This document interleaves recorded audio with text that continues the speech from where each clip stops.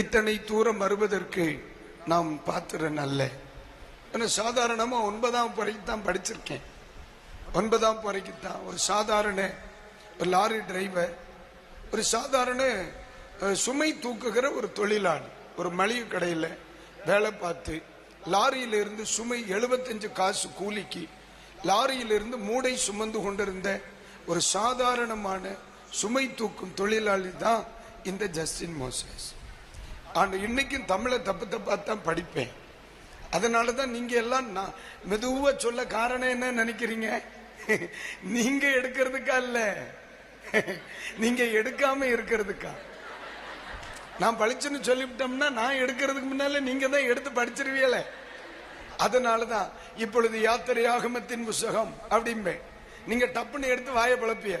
நான் அதுக்கு முன்னே முடிவு எடுப்போம், இது யாத்திரையாகும் பழைய ஏற்பாடா புதிய ஏற்பாடா. நான் ஒரு முடிவுக்குள்ள வந்து அப்படியே தான் வருவேன். சில ஆட்கள் சொல்லுவாங்க, பாஸ்டர் ரொம்ப நிதானமா இருக்கிறார், முடியாம இருக்கிறேன். உனக்கு என்ன தெரியும்? ஆண்டவர் நல்ல கிருபையா நல்ல வஸ்திரம் உடுக்க வைத்து 4 ஜனங்களுக்கு முன்னால சத்தியத்தை சுமந்தவனாய் என்னை நிற்க பண்ணின என் தேவாதி தேவனுக்கு முன்னே, ஆமென், நான் என் ஆண்டவருக்கு முன்னே என்னை தாழ்த்துகிறேன்.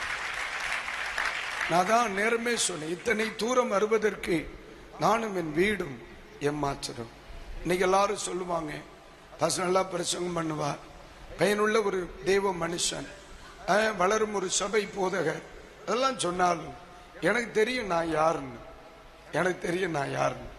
அதனால அந்த ஆண்டவருக்கு முன்னாடி அவரை குறித்து இந்த உலகத்தில் அறிவிக்க ஒரு பாக்கியம் கிடைக்குன்னா அதை விட மேலான ஒன்று இல்லைனே.